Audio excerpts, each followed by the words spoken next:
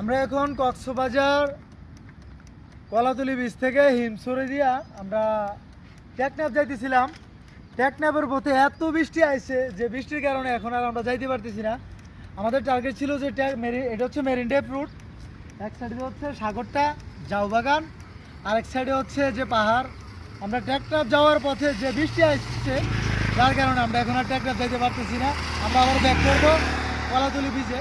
দেখা যাক, কালকে আবার যাওয়ার চেষ্টা করবো। আল্লাহ হাফেজ।